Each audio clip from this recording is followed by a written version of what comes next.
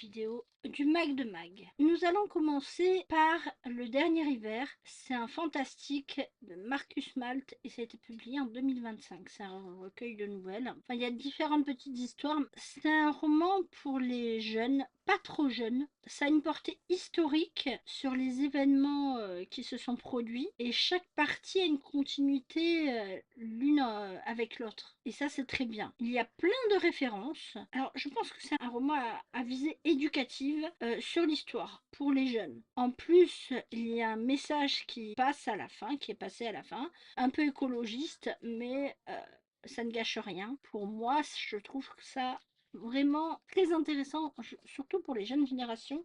Marcus Malt, c'est vraiment bien et c'est bien fait par rapport à l'histoire, ce qui s'est passé. Ensuite, j'ai lu le tome 2 de La rivière à l'envers.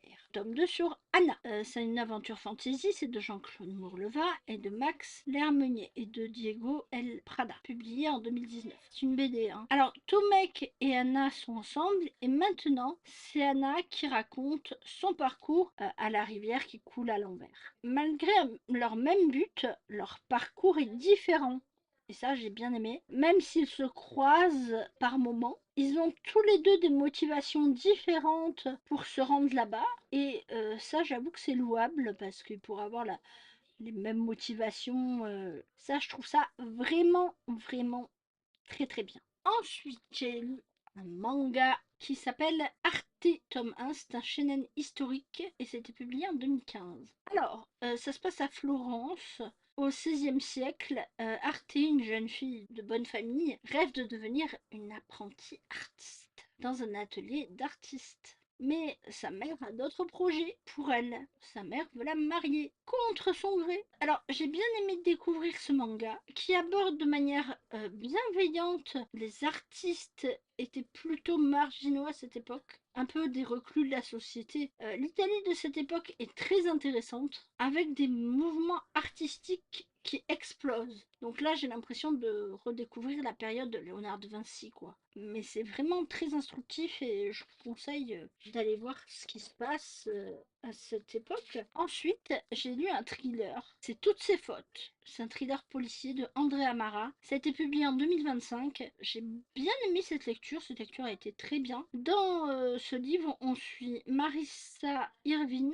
Se présente à une adresse pour venir chercher son fils Milo de 4 ans et à cette adresse c'est pas la bonne maison et Milo n'est pas là. Ainsi démarre une enquête pour retrouver le jeune garçon. Alors ce thriller est passionnant. Nous avons envie d'en apprendre plus, surtout sur la révélation finale. Malgré les rebondissements au fil de l'histoire, ces rebondissements vont nous apprendre que les protagonistes ont des vies un peu semé d'embûches. Et ça, je trouve ça vraiment bien. Ce thriller a été très intéressant, ça a été une bonne surprise pour moi. Je me remettrai au thriller, je pense, et j'en lirai d'autres de cette autrice, parce qu'elle a réussi à m'amener d'un point A à un point B de manière relativement cohérente.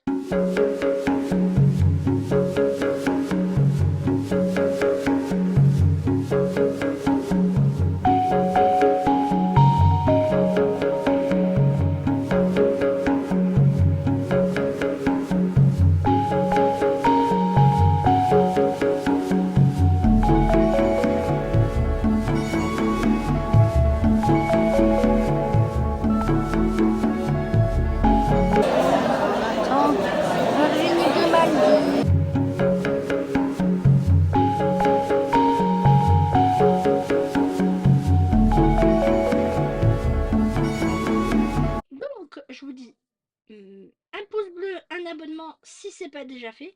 N'oubliez pas de booster la vidéo, ça me fait beaucoup de bien. Ça peut faire remonter les stats. Je vous dis à plus dans le bus, à bientôt pour une prochaine vidéo. Et ciao! Et merci d'avoir regardé cette vidéo.